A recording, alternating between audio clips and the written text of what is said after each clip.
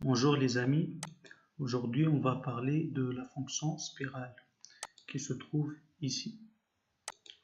Donc on va cliquer sur spirale et là il nous faut un support, un point centre, direction de référence, rayon de début, etc. Donc il nous faut un point. Il faut créer un point ici.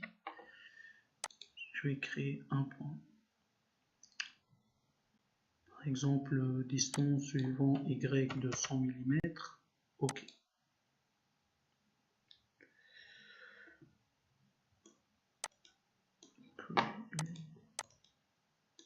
Il est où mon point? Le voilà. D'accord. Et bien ici, je vais utiliser ce point-là comme centre de la spirale. On va voir ensemble. Support. Ben, je veux que ma spirale elle sera sur ce support-là, donc XY, parce que spirale, c'est une courbe 2D. Inversement à hélice, par exemple, qui est en 3D. Donc, spirale, elle doit être posée sur un plan. Donc je vais choisir ce support-là. Et maintenant, pour le point centre, je vais choisir le point que j'ai créé. Direction de référence, donc que j'ai choisi dans le plan XY, du coup, je peux utiliser comme direction soit X, soit Y. Donc, en cliquant avec le bouton droit de la souris, je peux mettre X par exemple. Et du coup, ça sera ça la direction de référence. C'est-à-dire les calculs de rayon seront faits dans cette direction-là. Si je mets par exemple direction Y, et bien là, les calculs de rayon seront faits dans cette direction-là. Si je mets Z, normalement il va m'afficher une erreur parce que c'est pas possible. La spirale elle doit être posée sur ce plan-là que j'ai choisi. Z, et ben c'est pas possible. L'axe de la spirale n'est pas dans le plan. Donc pour l'exemple, on va prendre par exemple la direction suivant X. Voilà. Et ici, on va voir ensemble les différentes options. Donc pour rayon de début, soit vous gardez 0 et du coup la spirale elle commence pile poil au point que vous avez créé ici. Mais si vous changez ça, et ben, le point de commencement ou de début de votre spirale, il n'est plus ce point-là, mais il est distant d'un rayon que vous avez choisi ici. Par exemple 5 ou 10 ou peu importe. Ben ici quand je mets 10, ça confond avec le rayon fin. D'accord, je vais remettre 0. Je veux que ma spirale commence à partir de ce point-là. D'accord. Ici, on a sens inverse des aiguilles. Comme on a vu dans la fonction hélice, ben, il y en a deux sens d'orientation. Sens inverse des aiguilles, c'est-à-dire dans ce sens-là. Et si je mets sens des aiguilles, et ben ça sera dans ce sens-là. Dans ce sens-là.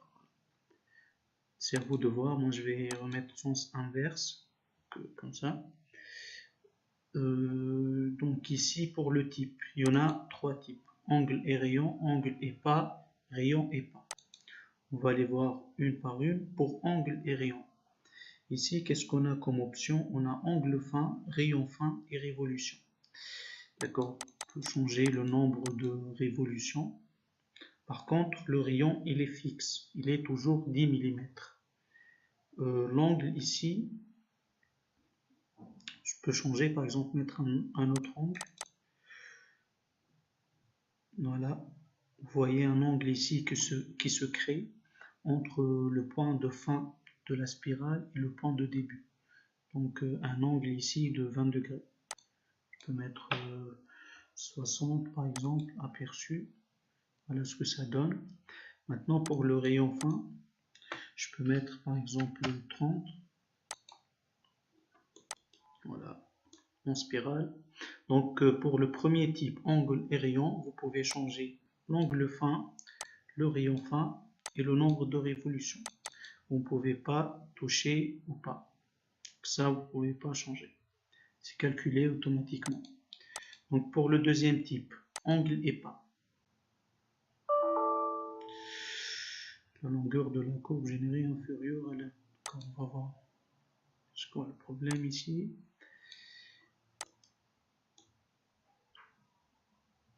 Il me faut un pas.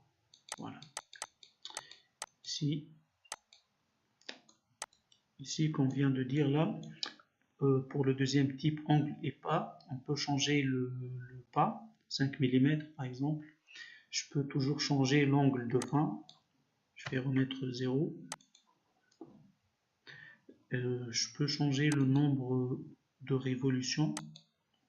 Mais par contre, cette fois-ci, le rayon, eh ben, je ne peux pas jouer sur le rayon fin.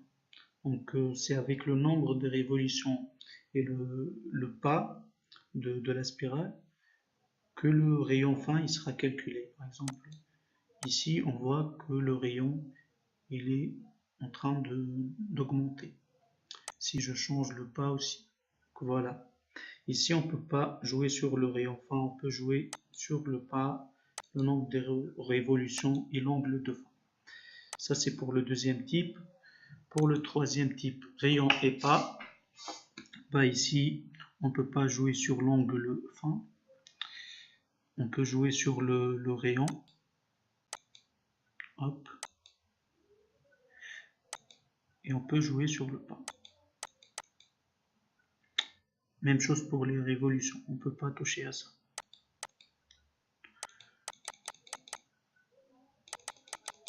Je vais mettre 50. Aperçu. Voilà. Donc, vous voyez ici, vous avez beaucoup d'options, vous avez beaucoup de choix. Donc, vous avez 3 types ici, vous avez pas mal de fonctions ici, pas mal d'options. Donc, c'est à vous de voir, ça dépend du cas. Et donc, je pense que maintenant, on a fait le tour sur toutes les options de la fonction spirale. Ce qu'il faut retenir, c'est que pour la spirale, elle doit être posée sur un plan, parce que c'est une courbe 2D. Par contre, pour l'hélice, par exemple, c'est en 3D. Donc c'est ça la différence entre les deux. J'espère que ma vidéo vous a plu. N'hésitez pas à liker et à s'abonner à la chaîne. Et on se retrouve au prochain tuto. Au revoir.